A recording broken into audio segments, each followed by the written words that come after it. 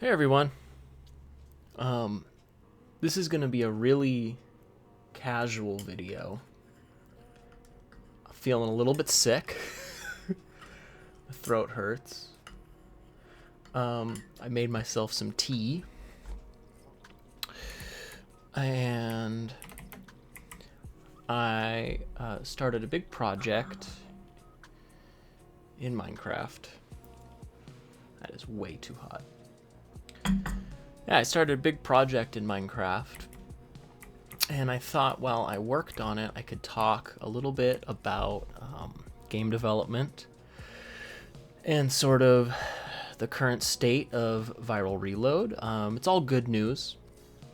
I hope I don't sound dour. Yeah, if I sound a little dour, it's just because I'm a little bit tired, a little bit sick feeling. And I don't want to wear out my voice too much, because in a couple of hours, me and a friend and my girlfriend will be playing together, because we actually have like a weekly Minecraft day. So, yeah. Oh, anyway, wanted to talk a little bit about the state of Viral Reload. The game's coming along really well. I'm really happy with it.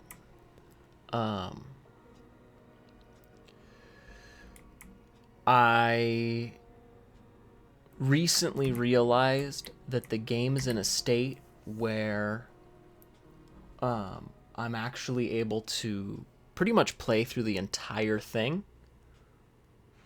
Still too hot. My throat hurts. I'm able to play through the entire game pretty much in one... Oh, birds keep pooping in the house. In one playthrough. There's a boss in the middle of the game that's like really unfinished. And the final boss doesn't really have anything to its name other than some visuals. I might put some stuff up on screen. I'm not sure to show off what I've been working on. I'm really happy with how the game's coming along. It's been hard to work on a game for it's been about 6 years now of working on the same game. And yeah, it's been really like emotionally and mentally taxing to work on one project for that long, but I'm really happy with the current state of the game. I think, you know, the story's gone through a bunch of different changes, and you know, at one point there was a really complex time travel plot that I'm glad left, and there are still echoes of some of that stuff, but it's all stuff that's going to be expanded on later, I guess. Like assuming the game gets sequels, or I decide to make a sequel for it, all of the more complicated stuff can get expounded upon later, and so the final story is fairly simple, and I'm really happy with it, and there's a couple twists that I'm really happy with. I'm really looking forward to seeing what everyone thinks of the game, you know? I don't know. There's a lot of anxiety when you work on a project for 6 years, because you completely lose sight of whether or not the game is any good. And I'm at that point now where, like, I don't know. I think it plays well. I think I am and have been doing the best job that I can do. And I just hope that when people finally sit down and play the game, that they see all of this hard work that's gone in over the course of 6 years to make it, you know. Check this out, actually. I made my character in the game in Minecraft, and I also made a skin. It's a customizable player model's modded skin. Made a skin for my girlfriend of her character from the game, because we have... Ooh, ow, ooh, hot. Ooh, that's too hot. We have little bit rolls in the game. I couldn't figure out how to use the armor thing, though, so you can see the armor like doesn't overlay properly. But yeah, I hope that when people finally play the game, they even if they don't appreciate the amount of work that goes into it, because obviously like that's not the point of playing a video game. The point of playing a video game isn't to appreciate the hard work that's gone into it. The point is to enjoy the game. I hope that everything can fall away, and they do just, you know, I hope people just enjoy the game. So that's you know, that's the bigger fear. Like, obviously unless my game is wildfire, right? Which I don't have any illusions of grandeur, you know. I have some hopes for sales numbers. I don't know if we'll be able to reach them. We'll see. But the biggest fear is just that people play it and like they don't like it at all. You know, they hate it. They don't understand, you know, the plot's confusing, and they are not attached to the characters at all, and that's a possibility, and not only a possibility, but like a very real outcome, you know. I think that's too short. You know, it's been in development for a long time, and it's just me and you know, I started working with a really amazing artist, and I don't know. There's that chance that the game sucks or doesn't come together to be a cohesive whole, and that's always scary to think about. There's also the chance that that it's good. Oh, I don't know if this is this rant makes any sense. I'm tired, and like I said, I'm a little bit sick, so we'll see. I'll save it in the edit. It'll be fine. That's pretty ugly, but maybe if I stripped the logs. Oh. Oh yeah, that looks better. I could actually, I think maybe that side should be like that.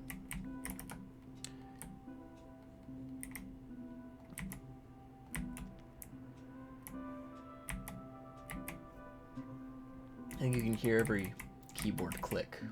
I hope that's not really annoying. In fact, I'm gonna check the recording really quickly. Okay, yeah, I do think it's annoying, and also I tried some different audio processing things, and they didn't work, so save it in the edit. It's really good. I got throat coat here. I don't know if I said that already. It's like a lemon flavored throat coat with some honey in it. One of my favorite mugs. Mommy Joe, baby trying to summon an Xbox for Christmas. Yeah, a little bit of honey. It's probably not even real honey. It's just like store brand. Comes in a little, you know, bottle with the little ridges on it to look like one of those honey scoops. But, yeah. Anyway.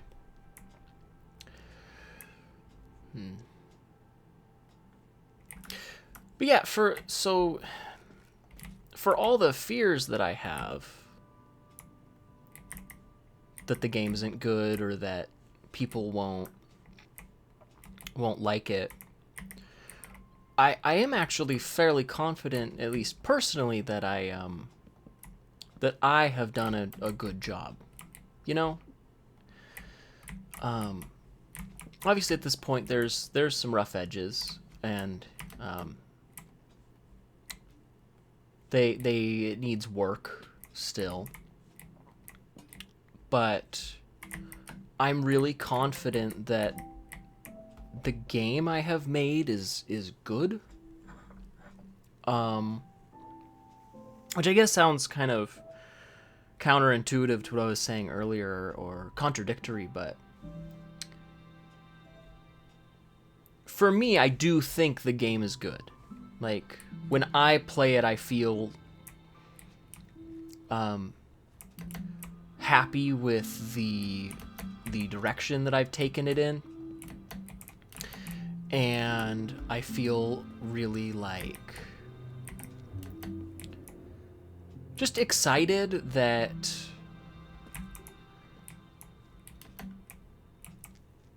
after, 6 years of working on what was supposed to be just a like minor update to another game I had made, or not even minor. I mean, I always knew it was a lot of work. It's I've known the whole time this was a major update, but I didn't know it was a 6-year update, and I'm not even entirely sure it is a 6-year update, but that's how long it's taken. I know that when I play it, I'm happy with it. That I have done the best job that I can do, and hopefully other people get it,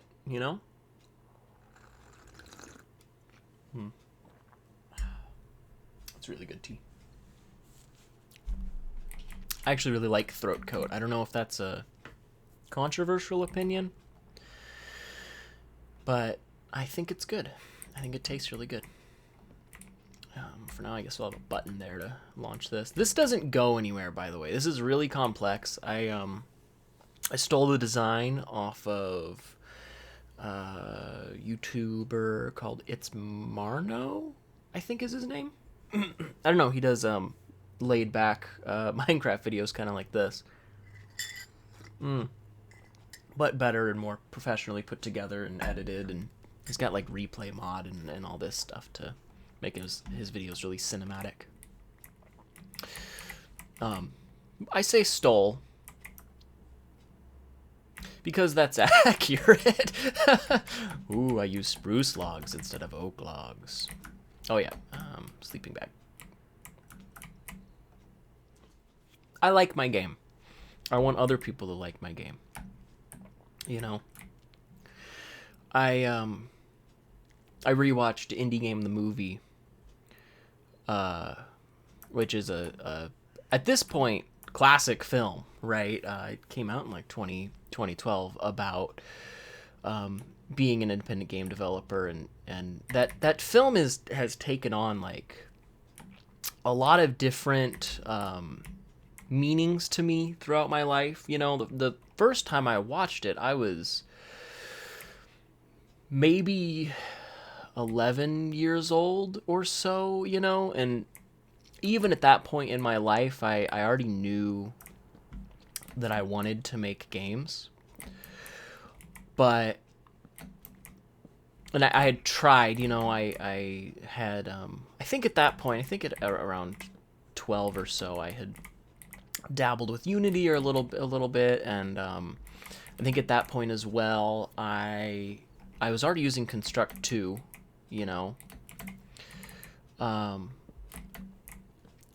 I like knew that people made games. Watching Indie Game the movie was the first time where it was like, Like, not only do people make games, but it's exciting, and the games that they make mean something to them, you know? I was probably a bit young, actually, to be watching that movie. Looking back on it, you know, that's not really a kid's movie, and they do talk about, you know, Edmund McMillen has some very adult games that he's made. I don't know...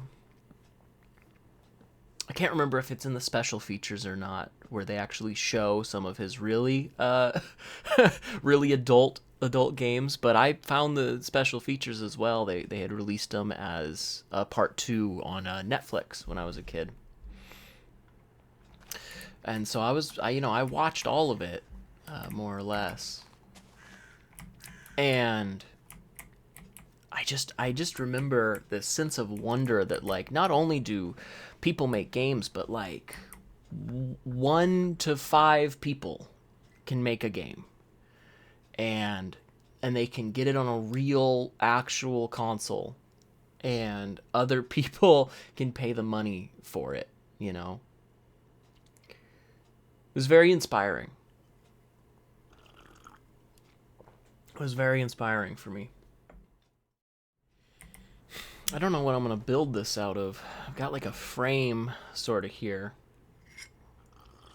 I feel like you should maybe have to step up to this. Could be good. Although that feels sort of more the same. I feel like this should be separate. I need to get a new set of blocks, so I guess I'm going home. The second time I watched Indie Game the Movie, I was a little bit older. I think I was in high school. Oop. Whoops. I gotta put a proper path out to here. I'm supposed to be... I need to build a bridge, you know? There's a path there, a very clear path to build a bridge, but oh well. The second time I the second time I watched Indie Game the Movie, a bit older, I was in high school. And the thing I took away from it that time was, and I don't mean to be disparaging to anyone in the film, but at the time I was like, wow, Phil Fish is crazy, and Jonathan Blow is crazy, and Edmund McMillen and Tommy, I forget what his name is right now, come across as like sort of the only sane people in that film,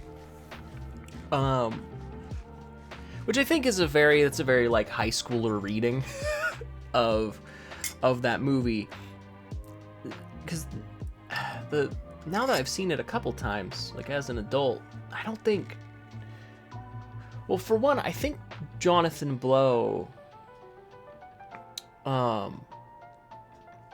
don't think he's crazy.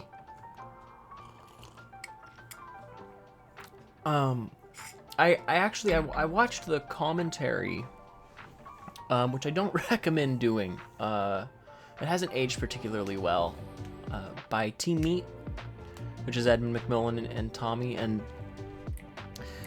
the thing I felt this time, and something they pointed out, was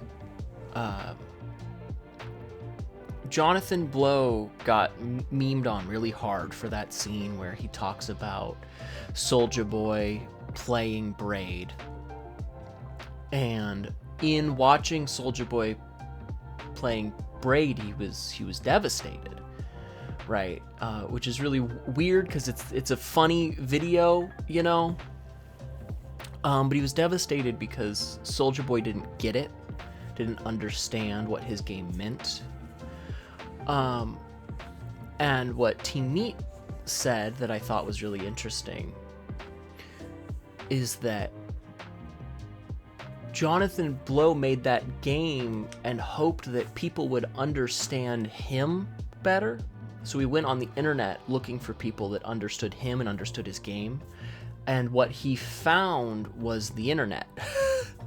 And he ended up interacting with people who are on the internet. And that's a very negative experience for I think anyone.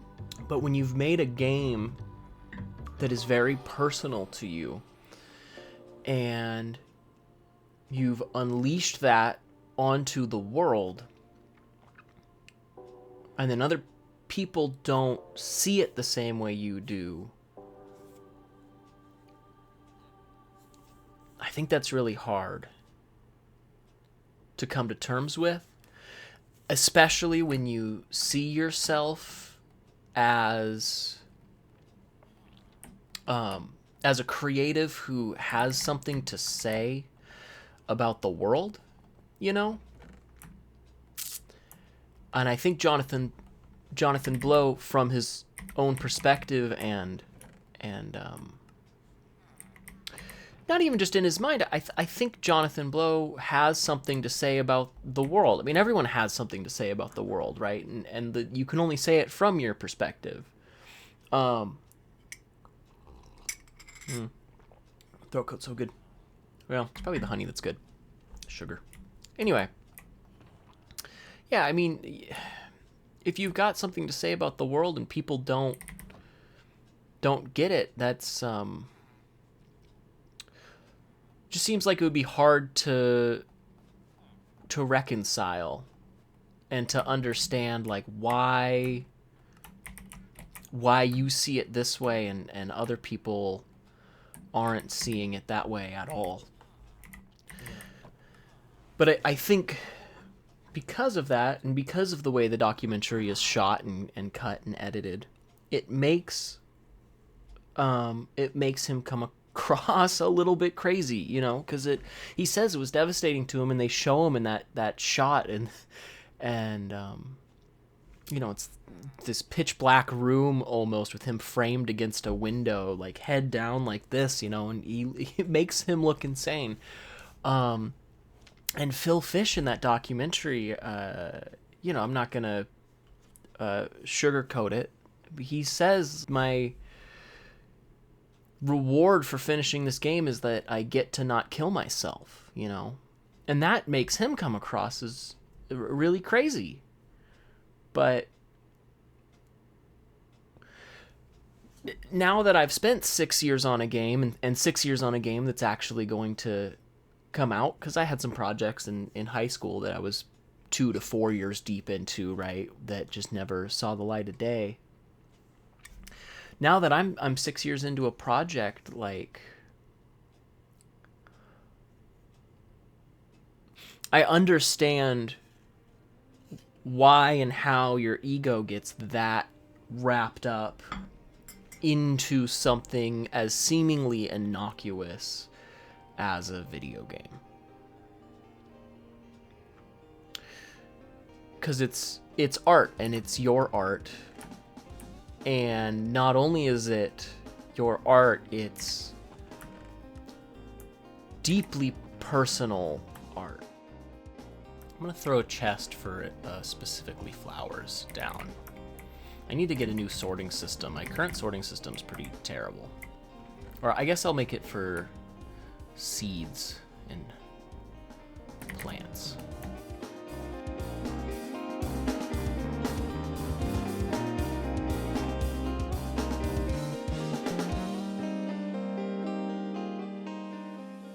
Yeah, I don't know. Games are so personal, you know? It requires your own personal perspective to make a game, you know? You can't, like I think that's why the whole AI, I don't want to get into AI stuff in this video. But I think that's why the idea of AI generating a game is kind of laughable, because it's no one's perspective, you know? No one put their own feelings into it, you know? And it's weird because, in a way, I mean, that's always been like AAA versus indie, Hollywood versus indie, actually. You got these, like, designed by committee, or a place like Rockstar that has unthinkable numbers of employees. And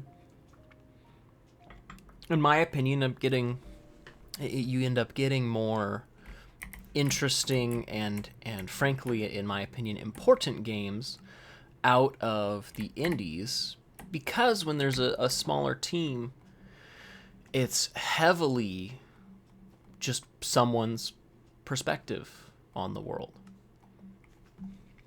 You know, and that made a game like Braid or Fez or Super Meat Boy special when they came out.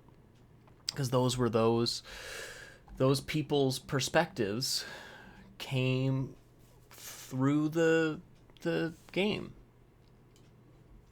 And I mean, Edmund McMillan himself, you know, he talks about how Super Meat Boy is a boy with no skin, and Bandage Girl completes him, and right, and she like protects him from the world because she's a Bandage Girl. But looking back on that as an adult, I think in a lot of ways that represents how he feels about his relationship with his wife, which it might also be reading into it too far. But I know for me as like a nerdy kid, when you find someone that you love like that, it does feel like all those people when you were a kid that didn't understand you and who attacked you and bullied you or whatever, it can feel like your girlfriend or wife or significant other, whoever, puts this barrier between you and the rest of the world. You don't care as much, you know? Like, well, yeah, like, you know, this person, these people don't get me, but that's fine. I don't care as much because I'm not looking for acceptance from the world anymore, because I've already found that. I don't know. Any game movie, it's good. It's weird, you know? I think some of it's aged really well and some of it hasn't. And I understand all the complaints about, you know, when it came out, and that's fine, but yeah, I don't know. The point of this was to talk about my game while I did a menial task in Minecraft, which I've done very little of the menial task, because I realized really quickly I'm actually not really in a menial task section anymore. I'm more of in a design section, but that's fine. Let's try out tough bricks. Do we have basalt bricks, or is it just smooth basalt? Yeah, not a whole lot. I know calcite and basalt look good together. Yeah, Viral Reload's coming along. The cutscenes are really coming along. I think we're about halfway done with the cutscenes, maybe a little bit more. There's a lot of stuff that's going to get reused for the cutscenes, which isn't laziness. It's more about budget. And sort of gonna play it off, not just play it off, but we found, ooh, that's probably a terrible noise. We found a way to reuse assets in the cutscenes and turn it into a visual gag. So I'm happy, really happy with the balance we've done between new drawings. You know, there's some sections of the game that you just can't reuse stuff. I do know if I ever did this in the future, I probably wouldn't opt for this mini, like, hand-drawn cutscenes. I'm hoping whatever the next game I work on is able to have, like, in-world cutscenes more often, you know? Because you only have to make so many new assets for those, and I can make little people walking around on screen, and there's not a lot you can do in a shoot-'em-up to have little people walk around on screen. I've managed it in a few places, but yeah, I mean, it's just, I think the game got a little overscoped. I'm just happy that despite the overscoping, it's turning out. It's really, like, coming together in a way that I'm excited about, you know. Games are hard, man. It's hard to make games. I know I've already said that a couple times. I don't know if this video is going to be usable. We'll see. Probably have to edit a bunch out. I mean, it's it's not just playable. I mean, I went back through and I've been, you know, tweaking bosses, and I had to go back and tweak some enemies, you know, because there's some late game enemy that just didn't play well with others, and I've learned some stuff about what the player is and isn't good at. Not like people, the player, so much as like the actual control that I've given to the player, what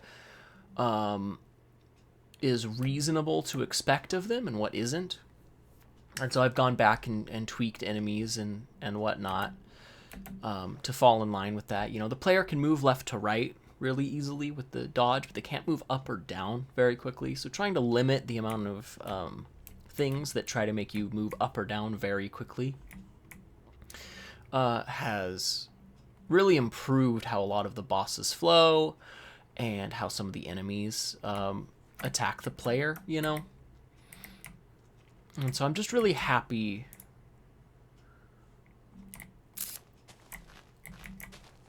seeing how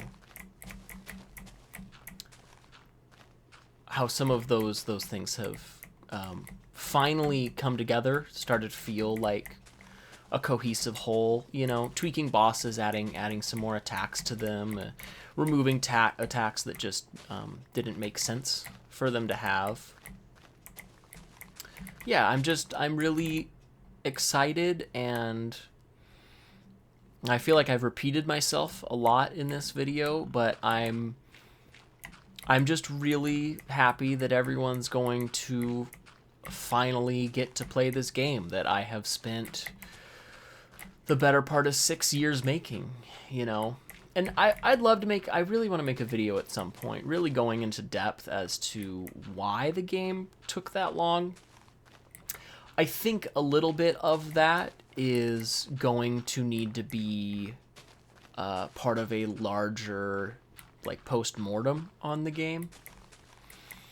But, you know, some of it is, I got, like, really deathly ill for the better part of a year, you know, and it's, you don't just, like, get sick and then get better. You know, so, like, I was sick for 6 months, but, you know, after that 6 months is over, then you have to go through all this recovery, you know, and I got surgery and more tubes placed in me than I knew was even possible.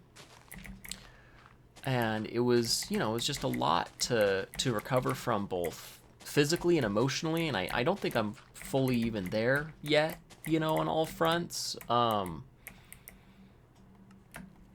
that definitely, you know, the game probably could have come out a year earlier than it's going to, which I'm very confident it's coming out 2026, probably early, maybe mid 2026, depending on how long the porting process takes. But I think all the bosses might be done by the end of this month, and then at that point it's just cutscenes and achievements and bugs and audio design. I want to do a lot more audio design, you know, get some good sound effects in there for things that don't have them yet. But is it not night? Oh, it's just snowing. Okay.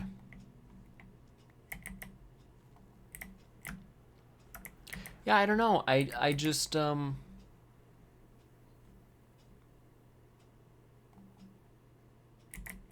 can only hope, but I think people are going to like it when it comes out, you know? And that's really exciting to me, because at least the, you know, the people that it fits into the niche. And I'm gonna do my best, add some stuff that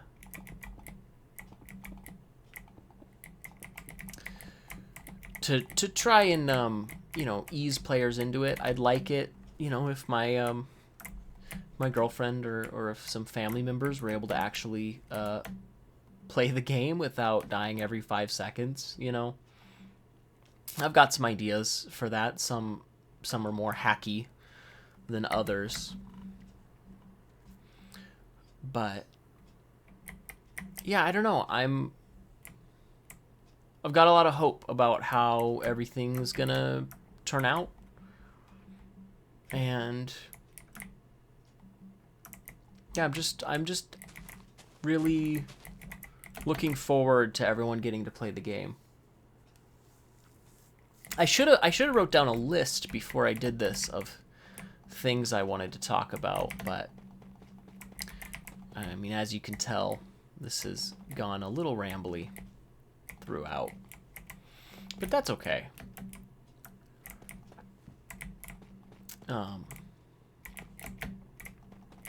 Hopefully despite the rambliness, I was able to get my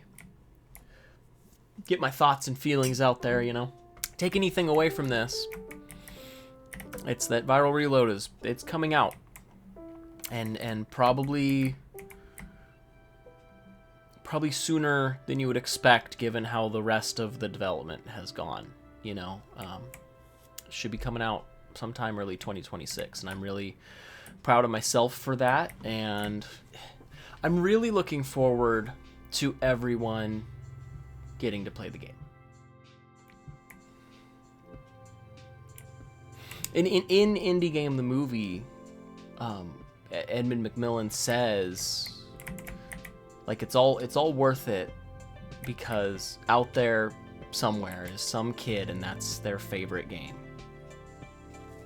you know, and maybe you inspire them to go and make games too. And I really think, I mean, that would be the ultimate goal, right? Is some kid out there, it's their favorite game, or even their favorite game of the week, right? Just to be able to give some kid a core memory, you know, finding it online, playing it with their friend or with their family, you know. Ultimately, on top of being excited that people are finally going to play the game, I'm really excited that I get to work on something else finally, you know. Like, it's very exciting to me that moving forward, like, I get to come up with a new concept and not have to live in the same world anymore. And that's not to say that I don't like living in this world that I've created for Viral Reload, but that is to say that I'm a little tired of it, you know. I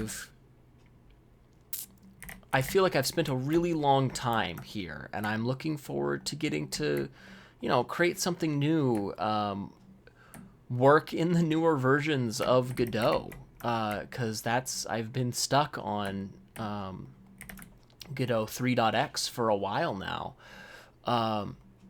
You know, I'd like to make some other stuff. I'd like to make a full motion video game. I'd like to make something that people can sink their teeth into a bit more, you know. Make a place where as the player you get to live in it for a bit longer, whether that's a Metroidvania where you're exploring, or whether that zombie is coming right for me. Go to sleep. Okay. Nope, that's why sleeping bags are a bad idea. Yeah, I'm really excited to work on something new. I think I'm gonna have a really good time working in a different genre, working in a genre where I have a little bit more creative freedom, you know, where things don't always have to push forward, where you can have relatively long stretches of quiet moments without the whole thing having to be a cutscene. There's just a lot of stuff that I'd like to, you know, be able to do with storytelling and with all the stuff that I just can't do right now, you know. I think I'm really looking forward to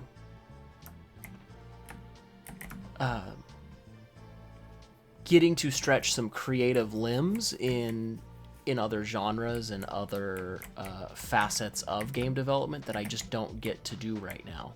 Yeah, I'm looking forward to the future.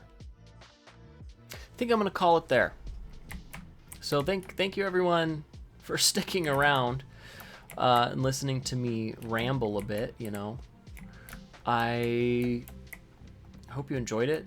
I hope it was informative or something. I hope it was something enjoyable. Yeah, maybe I might, you know, this is nice. It's nice to be able to just sort of ramble about some thoughts I've had and some stuff I'm excited for coming up soon, eventually, TM. I guess until next time. Thank you so much for watching. Like, comment, and subscribe. YouTubery things. It helps. It actually does help when you do the YouTube things. So do those things. Thanks for watching. Yeah, Viral Reload. It's coming soon. Viral Reload EX.